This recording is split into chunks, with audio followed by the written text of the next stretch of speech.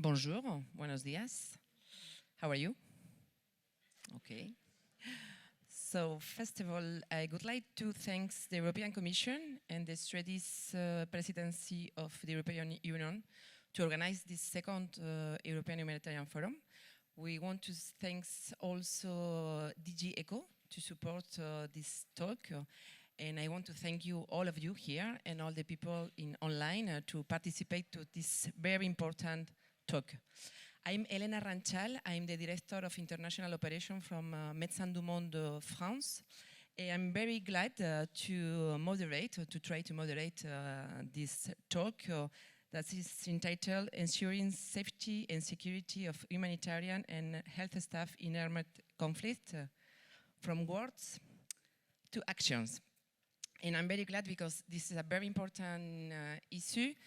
And I'm very glad because this is one of the few talk and moment that we are going to talk about the protection of humanitarian and health staff in all the humanitarian, European Humanitarian Forum for these 2 days. And I think is the only moment that we are going to talk about health issues. So I'm very, very happy. You know that this is not a new topic, the security and the protection of the humanitarians, but the last figures show us a very dramatic trends. Just last year, for example, we had over 1,800 security incidents against health facilities. And last year, we have over 300 humanitarians that they were killed, kidnapped, or wounded. And when we say, in most of them, they were national staff. When we target the humanitarian, we target also the civilian, because in many places, is the humanitarian who they are carrying all the humanitarian assistance. And without us, there is not any assistance for the civilians. And we are very well placed to know Médecins du Monde France, because in Nigeria, in the northeast, last year, one of our colleagues was killed in December 22. So because of all of that, it's very important to put this issue in the very highest level of the political agenda. Of course, there has been a lot of initiative in the last year. We have, for example, 2 important resolutions of the United Nations. We have the 2175 for the protection of the humanitarian. We have the 2286 for the protection of the health staff and the health facilities. We have other initiatives as the call for humanitarian action that it was launched by France and the German in 2019, and is supported now for more than 50 countries. And there is one thing that I will suggest you to look at if you didn't know. That is the discussion of 2021. That after that there are 47 recommendations under 5 work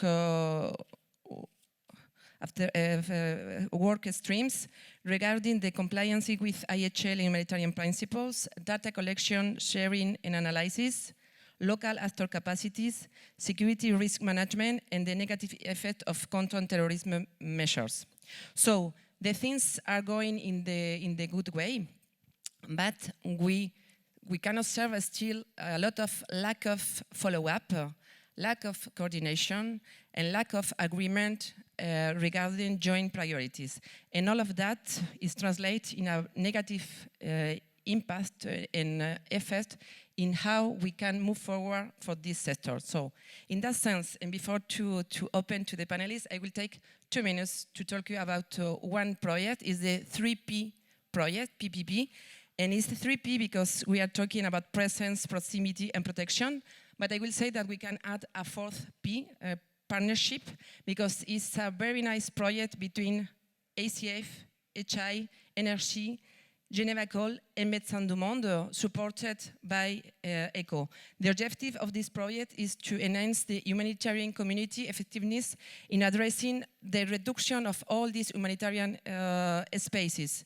The idea is to provide some tools, for example, to demonstrate the negative impact of the counterterrorism measures in our intervention, but also to strengthen the consensus in different joint policy. And there are many people here, at least 3 or 4 people very linked with this project in the meeting room. So if you are interested to know more about this project, later on you have the time.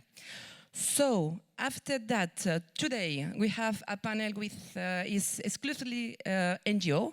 As I say, this panel is the second title of the talk is from words to action, and we have here 4 people from NGO, and we want to hear about solution, good practices, practical recommendation, and how you are dealing in order to improve. As you know, they have between 5-7 minutes, and I will be very severe with the time. So the first panelist is Babatunde Ojei. You are the country director of IRC in Nigeria, and can you share with us your perspectives from the field and how you deal with this attack to especially health facilities and health staff? Thank you very much. Good morning, everyone. It's good to be here. I'll first like to tell you a few things about some of the results we've had through a study that was supported by ECHO, and the results would really amaze you. One of the things that we realized from that result was that we took 500 respondents to that survey, to that study, and what came out of it was that 4 out of every 10 health worker working in the Northeast had been exposed to violence, and out of that 4, 80% of them had been exposed to it a second time. In terms of how they feel, it's beyond just what you see in terms of the numbers, and it's not just about the attacks are actually more in terms of attacks on facilities as well as, abduction of health workers. And the reason why those abductions are happening is because they are taken by virtue of them being health workers because they can go and provide services in some of the inaccessible areas where some of these armed organized groups are resident. And you can then imagine how this feels for someone to feel by virtue of me wanting to provide a service, I am an object that could be abducted. I'll share with you, in terms of the number of hours and days that were lost as a result of people, let's say like 46% of people, after reported cases, are actually afraid to go to some of these facilities. Now I'm talking about the clients, because they're afraid that going there, they might be exposed to violence or being caught up in this kind of issues. Now, when you look at that, in terms of the number of years, those that have been affected by this, in terms of lost number of hours, we've recorded still from that survey, over 2,000 hours, 2,000 days have been lost in terms of more than 6 years of work from that particular group of people. Now, from where I sit as a country director, I'm one of those country directors that loves to go to the field. And I have visited these sites. I have seen bullet holes when I sit in these facilities. And it's a constant reminder that you don't know where the attack is going to come from. You don't know when or where it's going to come from. And this is not peculiar to the Northeast alone, but it's more prominent in the Northeast. And so the mental, psychological, of that to someone who works in those facilities and feels that they could become victims is really very devastating. And I'm moved by the passion. Let me tell you a bit about the passion of my health workers. On the 3rd of March, 2022, 10th of March, just barely 36 hours after I left a particular location in the northern part of Borno, 3 of my staff were abducted from the same location. I called the meeting immediately to say I need to shut down operations because it wasn't safe. And the staff told me, they said, sir, what will happen to the expectant mothers when they come expecting to deliver their babies in our facilities and we're not there? They will try and go home because they don't have the resources to actually go to a general hospital and pay for the services. If they lose their lives and their child, we will feel worse. Sir, if there are people amongst us that are not ready to go back to work, they can go home. The rest of us can go. Honestly, I teared up. But at the same time, I was inspired by the passion, the commitment of people to still go back in the face of the realities that they face. Another example I'll give you is, to put things in perspective, is some of these facilities that we have in the Northeast have been attacked twice, 3 times within the last 2 years. And in one of the attacks, they actually burnt one of the ambulances that services one of our stabilization centers in Yobe. And I was there. I went there, I think maybe about a week after, just to see for myself. And just the sight of bullet holes, it just says a lot because you're sitting in the room and you're looking through. I will tell you one particular one that I sat in one of the rooms because we have what we call comprehensive women's centers, where we actually provide services to women and also provide stabilization for malnourished children. And I looked through one of the bullet holes on the doors, and it was like right through my forehead. And I was like, that could have been anybody. And I'm like, psychologically, that is really, really overwhelming. And so for us as an organization, we have made efforts to invest a lot more in providing a more secured environment for our staff. Although you cannot guarantee that it's 100% secured, you know what I mean? But just by providing those, it gives a sense of there is some level of security, there is some level of protection. We're also investing a lot in our duty of care. We've held several town hall meetings with staff to make sure that we're assuring them of the commitment of the organization to make sure that they are protected or feel protected. We've invested a lot in our security services to make sure that we have more informed team that provides real-time information to our staff while they're on the field. And also, one of the things that we have also done in recent times is to also make sure that we're lining up with the relevant information sources and enshrined in the communities to make sure that we work with local structures to make sure that that acceptance is there and that they're able to provide information to us as soon as possible. But generally, I must say that all of this costs a lot of money. The duty of care responsibilities, increasing the security. So sometimes when donors hear that, oh, you require this amount of money, it looks like it's a lot of money, but what we're going through to make sure that people feel safe is really a lot, and it requires resources to do this. Thank you very much. Yeah. Thanks to you.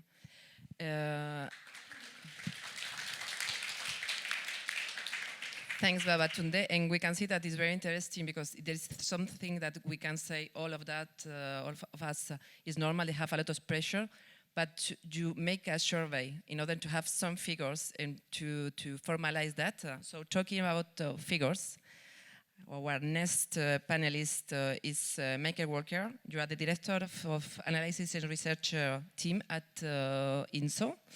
And I think you are going to share with us the evolution and the progress made in this collect, analysis, and share information. So up to you. Thank you. I'll try. Can you get the presentation up? So I'm going to apologize very quickly. Due to time constraints, I'd like to be standing up, making eye contact, and gesticulating while I talk to you, but I'm just going to read off my notes. Also, I'll speak fairly fast, so if my American accent gets in the way of understanding what I'm saying, just let me know. I can always go over some of these topics again in sidebars, and I can provide the PowerPoint slides to you as well. So today I'll outline developments on results 2 and 3 since our executive director last spoke with you with the EHF. See if that works. To keep it short, through several lines of effort, there has been significant progress on results 2 and 3. Most important is the introduction of the Conflict and Humanitarian Data Center, or the CHDC, as we belovedly call it. Just as a reminder, Result 2 focuses on provision of a harmonized system of data analysis and advice. Result 3 focuses on equal access to field services for risk management. I'll have these work streams referenced throughout the presentation in brief, so you don't have to memorize this, and I'm not going to read this out loud for you all. So moving on to Result 2, spearheading INSO's efforts on the CHDC. It's a database that contains about 1.2 million security and incidents of violence, including 11,000 NGO incidents. It grows around 2,500 incidents on a weekly basis. Its strengths are its accuracy through field-verified, cross-verified field information, and direct reporting from NGOs. And as I said, we update this on a weekly basis. We're practicing strong information security measures by hosting this on Microsoft Azure and using two-factor authentication to actually access the CHDC, which are organizations of INSO. Most importantly, it levels the playing field for all NGOs because it's free and equal access, including for local risk and data, conflict information can all be overlaid in a much more effective way.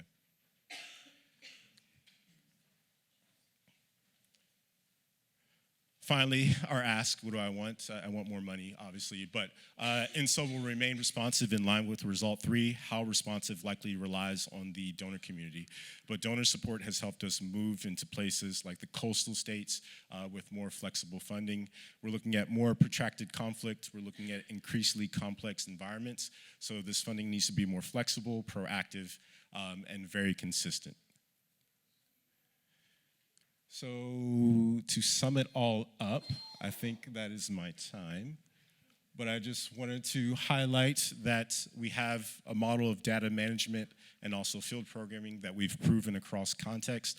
And then to continue this, we'll continue to need support from donor agencies. And also we need to steer on what you want us to do with the CHDC and where you want us to cover it.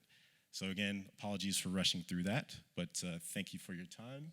If you can get Christina's slides up, that's it from INSO. Appreciate it. Thank you, Michael.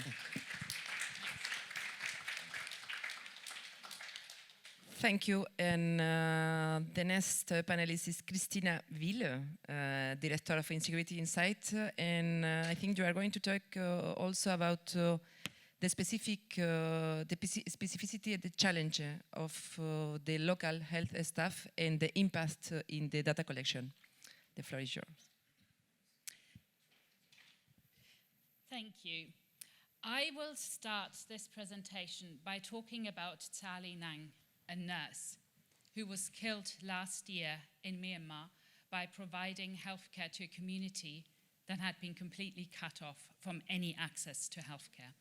And the reason I'm centering this short intervention around her is that her story highlights some of the key points that I want to make as part of this discussion series of what I think are some of the key takeaways we should all think about when moving forward of what we can actually do to turn information into action.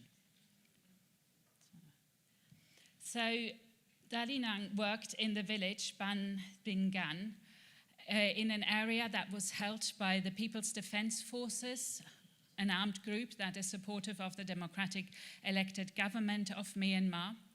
The people in this village had no access to healthcare because the junta forces who had carried out a coup several months earlier were holding the bridge that people could not cross to get to seek healthcare.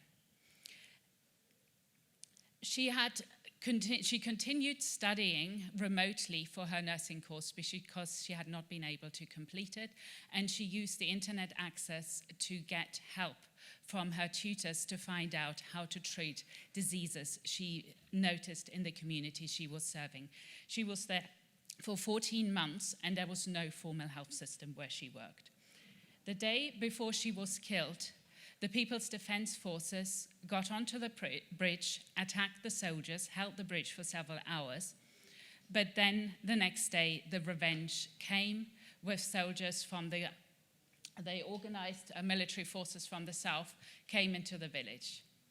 The civilian fled into the forest. The People's Defense Forces put mines around the village to try to slow down the advance of the army. One of the soldiers got injured laying one of the mines. Sally stayed with him to treat his injuries, and she was captured together with 14 others. And a few days later, the community found the mutilated bodies of 5 of the 14 people who were taken by the forces who'd come into the village. Who were those 5 who were killed? The health worker, the teacher, the community leader, and the soldiers. So the reason I've been telling you this story is because there are a few key takeaways for me of what are the big challenges we are facing when we are trying to provide the security of health workers. Oops, sorry, that's one too far. So Sally was one of 236 health workers killed last year. And she was one of 192 who worked outside the formal health system. And this is one of the key things I think we need to sort of remember. Conceptually, aid workers and health workers are protected in the same way. If we want to increase their protection, we have to think of the realities in which they work.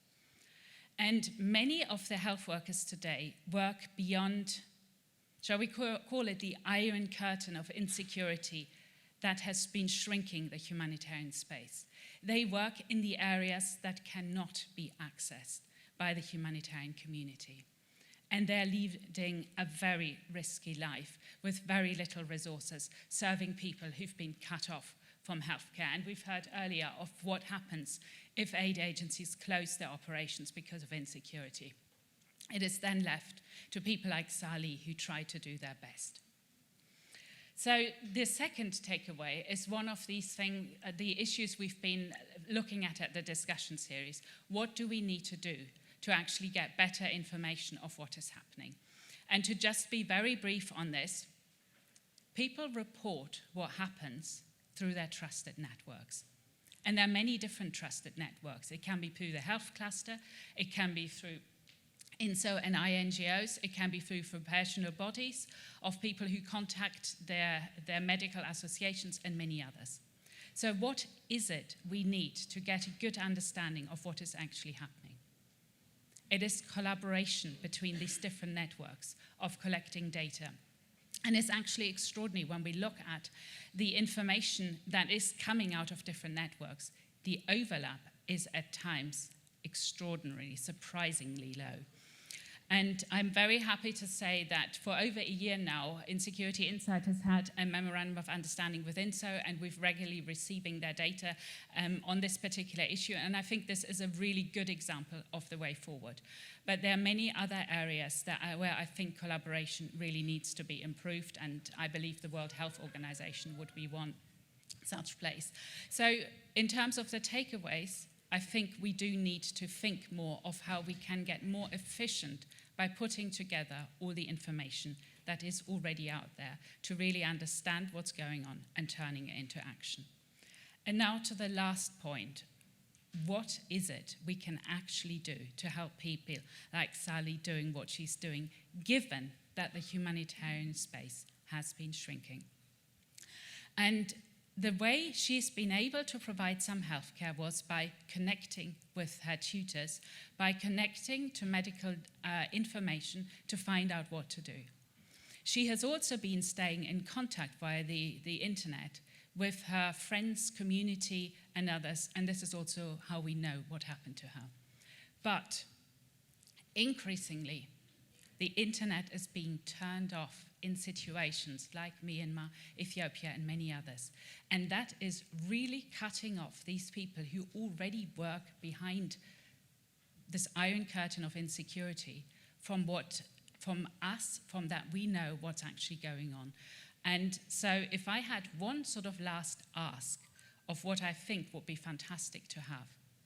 It would be a humanitarian satellite that at least provides these people with access to the internet uncensored by government and conflict parties, where they can continue to communicate with people who help them how to deliver the best aid possible in difficult circumstances, and where they can stay in touch with the outside world, and we can advocate on their behalf in forum like this. Thank you. Thank you very much, Christina.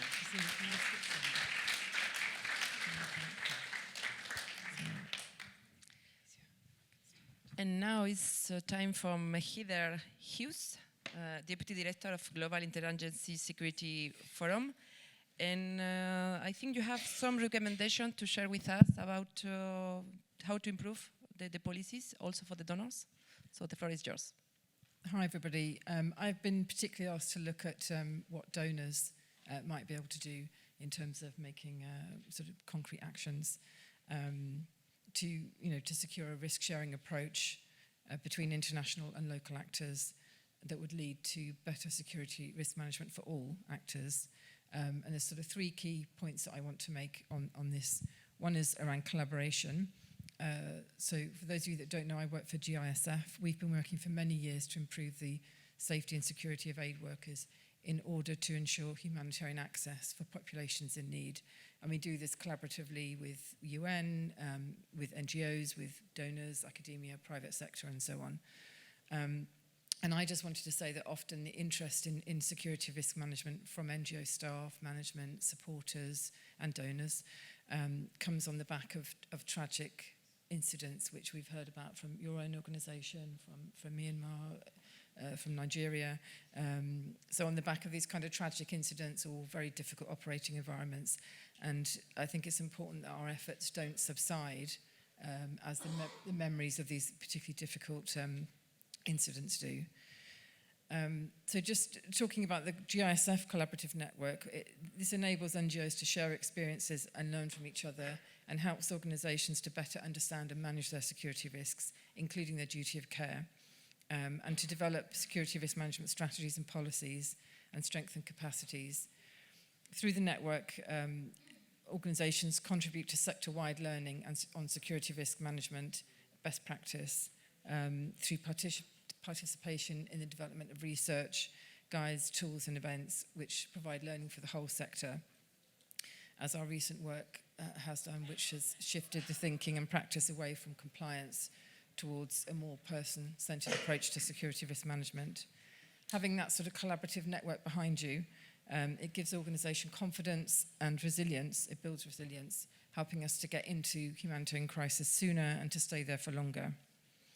And collaborative networks such as GISF and others also help further the idea of risk sharing as not only vertically between local actors, international actors and the donors who tend to have the power over resources and funding, but also horizontally between organisations who are working collaboratively, sharing resources and information and knowledge and improving security risk management for all.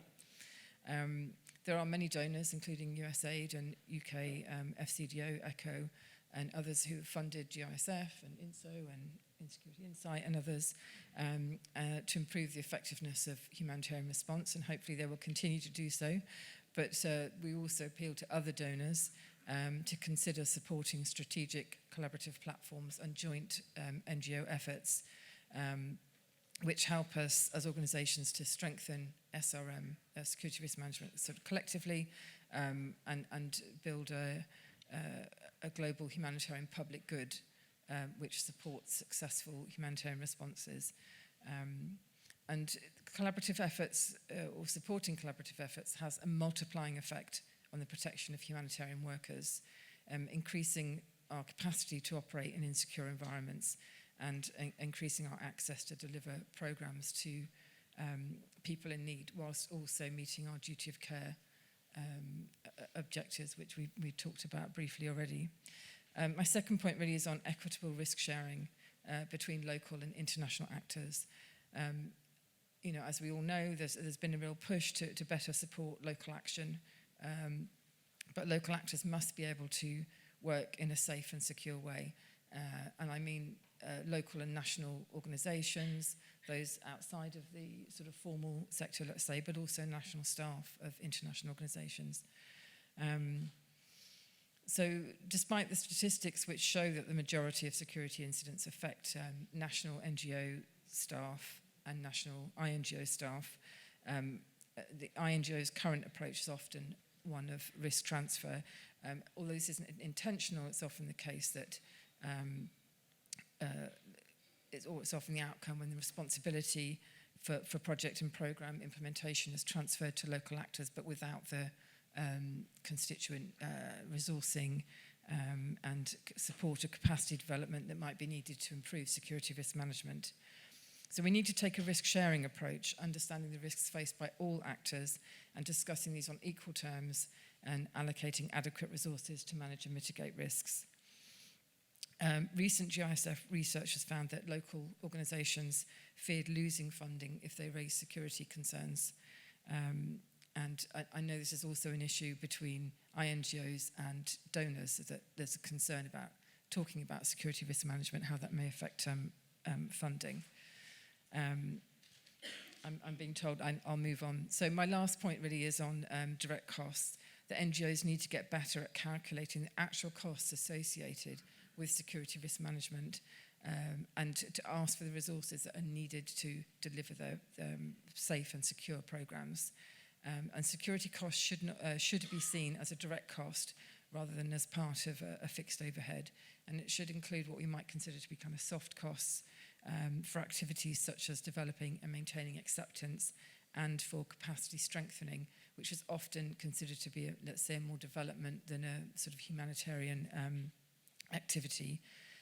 Security costs should be properly recognised and included in budgets, and then also resourced properly for international, local and national organisations. So in conclusion, donors can have a big impact on the safety and security of aid workers, not only by ensuring that resources are considered when requested, but also proactively asking how security risk management is being managed and resourced, and acknowledging the fundamental importance of risk sharing and collaboration. When we work together to share information and learning, and where we can create a space where we can be honest about our security concerns amongst all parties and all actors, if the resources are strategic and reach those most at risk, there's an opportunity for significant improvement in the safety of staff across the sector and in meeting our duty of care. Donors have the opportunity to save money and save lives by providing strategic support through funding collaborative mechanisms and platforms, through supporting local and national organisations more sustainably, and through providing direct security costs for all NGOs. Thank you. Thanks very much. Thanks for all of you to respect the time. And thanks a lot, because we see that we are different NGOs, but we are all concerned about the same issue.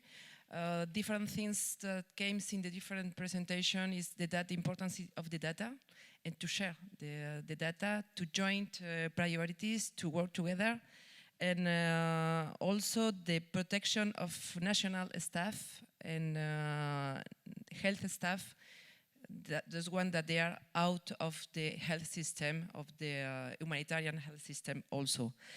So now we have time for the question, but first of all, I would like to give the micro to Agnieszka Piccini-Pasture. She is the policy officer of DG ECHO.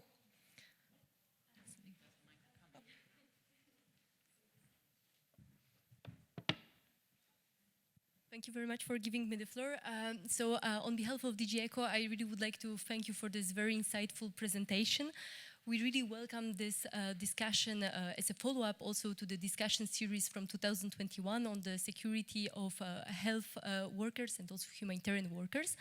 And we are also very glad to see that some progress is already taking place regarding the recommendations formulated during the discussion series. It is clear from your presentations that humanitarian and health workers continue to face significant challenges. And on behalf of DG ECHO, I would like to say that we remain very much committed to address them.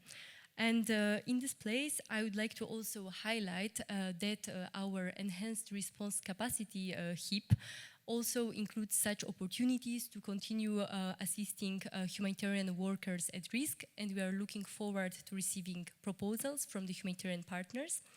And also I would like to highlight that this year DG ECHO has pooled specific funds from the North Africa and also MENA Regional Humanitarian Implementation Plan to establish a specific mechanism for the protection of humanitarian workers, specifically looking into protection of local staff.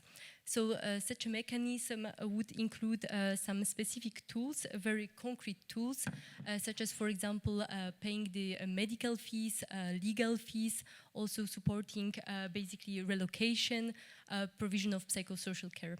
So we remain committed, and thank you once again for this interesting talk. Thank you. Thank you very much. So now is time for the question. If you have some question, raise your hand. You will have a micro. If you can ask in a very brief way, and if the question is from one of the panelists, don't hesitate to address directly. Thank you very much. My name is Estelle Laroche. I'm the director at UNDSS, the UN Department for Safety and Security. So we work closely with some of the partners on the stage. I just wanted to highlight and emphasize a point that was made by GISF, which I think is very important. We really have to make sure that safety and security is part of the initial stages of planning and budgeting. It cannot be an afterthought. And I think that's often what happens, and that was also shared by the colleagues, that once there is a drama, once there is a big risk, something happens, then we start thinking about security. And I think we really have to make sure that both on the donor side, but also for us as partners on the ground, we really make sure we factor it in from the start, not as overhead costs, not as something that is sort of, on the side, but really as something that is part of our planning. Because without humanitarian workers there where they need to be, none of this makes any sense, right? We can put money into humanitarian aid, but if we cannot reach populations in need, it doesn't make any sense. And so I think also from the donor side, it's really important that when you fund humanitarian projects, that you really think about that as well, and that you really make sure that security is factored in there. So thank you very much. Thank you. There is any question?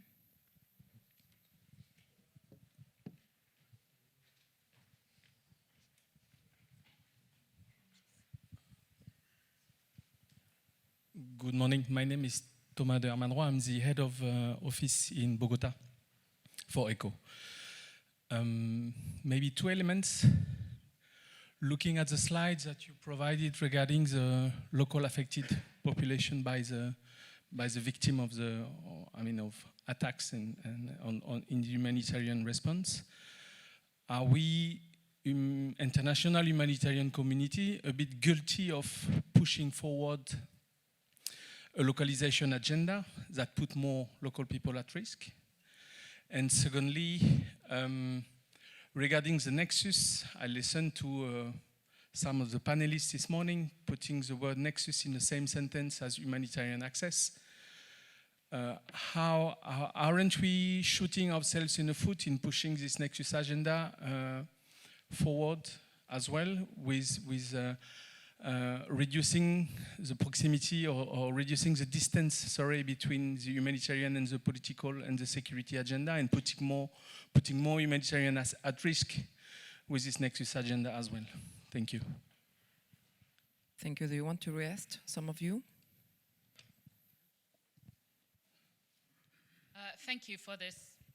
I think it's okay. Yeah, thank you for this really useful question. So on this first one, are we making a mistake through localization that we want to put even more burden on local people? I think we are not, and I'm telling you why I think that, because if we are approaching it through a process of localization, we are bringing local organizations into the security risk management that can really help to improve the safety and security of those workers. If we don't do it, we are just increasing the area where we cannot operate. And that means there are lots of people who are not even brought into systems and get the support. So that's why I think it is actually important to do it. On the other issue of the nexus, I think you're raising some important questions there, and I think some of the Nexus aspects may actually put aid workers at a certain risk, but we probably don't have the time to go into more details here. I don't know whether any of my other panelists want to. So I just would answer on the first point. I think I made in my presentation a very brief reference to the sort of local and national organisations and the localisation agenda. I mean, but for us, it's not a mistake. It's something we absolutely should be doing, but we must recognise that different types of organisations have different risks and or face different risks, and that we must make sure that resources are adequately, shared between the different organisations, and that local and national organisations do get the support they need and the resources they need and the capacity building they need. But that isn't to say that in many locations, local and national organisations have much better, perhaps, understanding of what's going on, understanding of the context and so on. But we need to make sure that all sort of actors that are involved in particular partnerships have, take a risk-sharing approach, not a risk transfer approach. So just very quickly, from my perspective on localization, I think highlighted in some notes and in some talks before is that we also need to consider the risk of national staff within international NGOs. This is something that I've seen is quite a blind spot for international NGOs. So I just want to re-emphasize that localization also means capacitating our national staff in our organizations and ensuring that they have the space to actually express their vulnerabilities. This is something that I've seen in South Sudan. If you do not create the space, they're not going to communicate their vulnerabilities to you. You're not going to be able to make a clear assessment. You're not going to be able to shape your security policies. And they're the ones that are not going to be relocated when a health site is overrun in the field. On the Nexus, it feels a bit complicated and slightly above my pay grade, but as something that was highlighted by our Director of Field Programs, we're looking at more complex and protracted crises. So I don't know if it's this natural flow of moving from conflict to peace to stabilization that we all would like it to be. And I think as responders and donors, we need to realize that there may be two steps forward, 2 steps back, or a mix of the different phases of the Nexus. So just something to consider from a risk management perspective. Very fast. I'll try to be fast. I think that on localization, I think we're in the right direction because I feel that it's also very helpful for acceptance as long as you're not transferring risk. So it should come with a solid capacity building and empowerment plan to make sure that you're not putting them at risk and you are working side by side with them and not just leaving them out in the cold. I think that's the direction that all of us are thinking in terms of localization. Now, in terms of Nexus, the triple Nexus, there's nothing wrong with it. It's just about timing. It needs to be phased. So you don't just jump from a humanitarian context and say, yes, we're now in development. It needs to be planned and phased in such a way that everything works together. I think that's where the issues are in terms of that. Over. Thank you. Thank you. My name is Tomasz. I'm the Director of Field Programs with INSO. And I just wanted to come back on 2 points which were quickly mentioned. I don't know where to turn this way.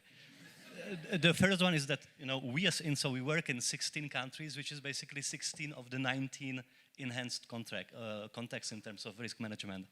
And, we don't necessarily see that NGOs would be stupid about not budgeting for security and risk management. We rather see NGOs struggling with availability of funding, full stop. Once you have a reasonable program manager, then there is a reasonable way to kind of streamline security funding in that. So our concern is not so much not knowing how to do this. Our concern is rather be able to do this at all.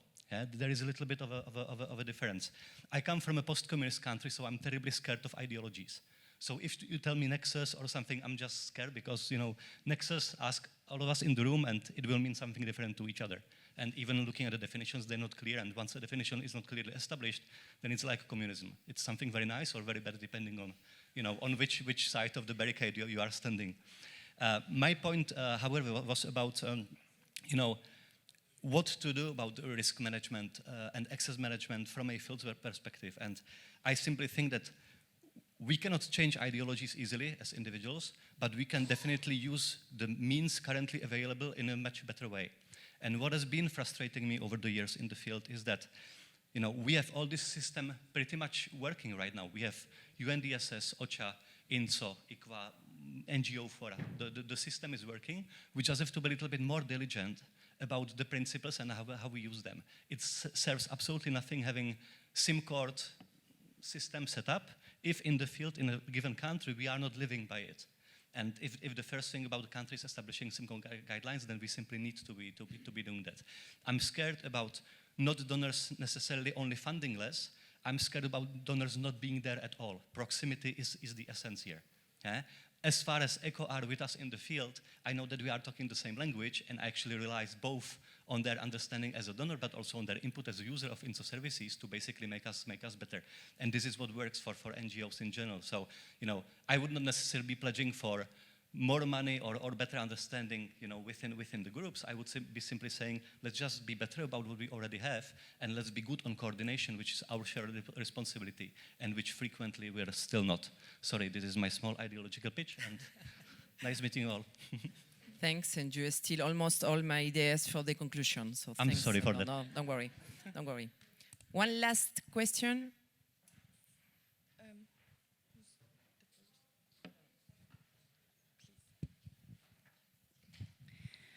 Hello, everyone. I'm Marie Mutt from Swedish Red Cross.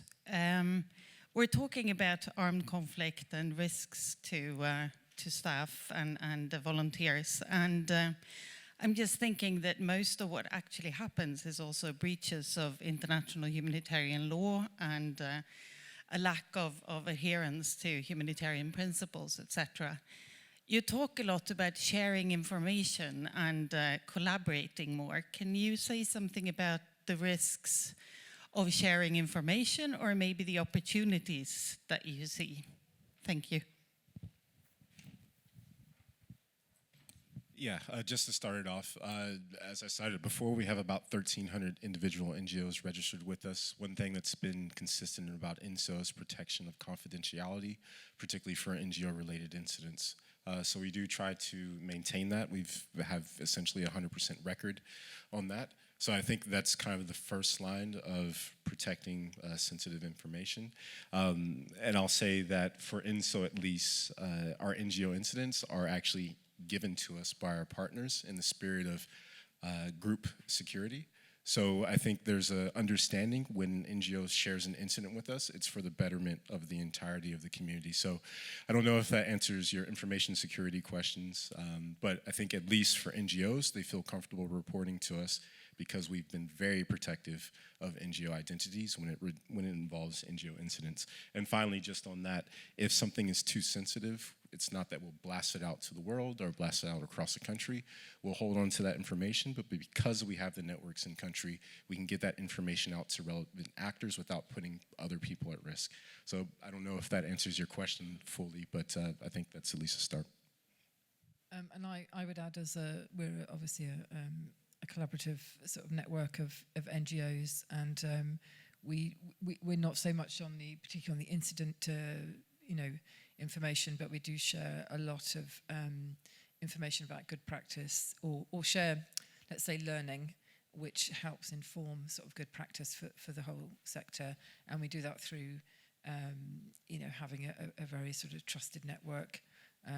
And enabling people to share information. We sometimes anonymize it. Sometimes we do share information about specific things that have happened, but we share that in a way that doesn't increase the risk for those involved. And it's only through that kind of sharing of information that others can learn, and we can all kind of improve and develop our sort of best practice. So. Okay, and I saw many hands raised, so I don't want frustrated people in this meeting room. So the very last question. Thank you.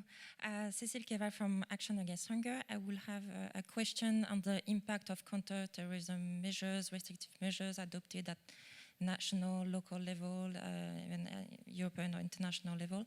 How we can criminalize also the humanitarian action, how we can put at risk the staff, humanitarian and health workers on the field. what action should be taken by the state, by the donors to mitigate this impact and protect the staff. Thank you. And I will answer to this question also, talking by as Médecins du Monde France. It's a very risky situation for our staff. I mean, for us it's very clear. We are not going ever to screen the beneficiaries, because for us it's a red line. And it's very dangerous, because I mean, when you go to the field and it's not just a question of health ethic to choose your beneficiaries, but it's also to say the people doesn't understand why you are asking this kind of information to do what. So in terms of acceptance, it's in the population is very dangerous. After that, it's a lot of time, a lot of money, etc., etc., etc. So I think it's for a very practical point of view, is this measure, it has a very negative impact in terms of safety and security of the staff. But maybe some of my colleagues also want to answer. Thank you very much. I think, for example, like Nigeria is one of those locations where you have something like that. But honestly, I think it's really about not having a solid understanding of the DNA of humanitarians. We've done a lot of advocacy. It's not yet yielding much, but I think we need to continue, because I think what is there is that we're between the hard rock and what do you call it? Like, you know, because we're seen as operating within militarized zones by the other party, and at the same time, our DNA is really about delivering services to those in need. We're not really concerned about the conflict. So I think we need to really let the authorities have a solid understanding of what our DNA is. It's not really, we really want to reach those people who need the services. That's why we are humanitarians. And I think until we're able to get that message across to the policymakers, to the other side of the conflict, they need to actually create that access that we've been longing for, to actually reach those inaccessible people that need the services. And I think that's what we need to really pass across clearly. Yeah. And so for the last conclusion, if I've tried to summarize the things that we were discussing, we need to work continuously, improving our risk management and acceptance strategies, as we are doing, and we need to improve more and more. And we have to work on how to comply with humanitarian principles and our ability to dialogue with all the parties of a conflict. We have to continue improving in our duty of care policies, and also in better collection, compiling, analysis, and sharing information regarding security incident. And we need to make sure that the national staff and the local actor, including the health actor outside the humanitarian system, they are effectively protested. But this is the thing that we have to do it. But the support of the donors and the states is also very important. We cannot move forward alone, and we need the support of the different donors in the state to improve their policies and to support NGO initiatives. And we need to release this increasing pressure in the control of humanitarian action. We have we have many places where the access is impeding because bureaucratic things. For example, in Myanmar, because of denial access, for example, to go to Syria after a very big earthquake, and the more and more the health staff, they are labeling as terrorists because they are working with many parts of the conflict. So the world community must come together and promote really a joint priority to advance in this very important issue. And who knows, maybe in the next humanitarian forum, there will be one plenary session talking about that. Thanks a lot. Thanks to all of you. And I think it's lunch time. Thanks.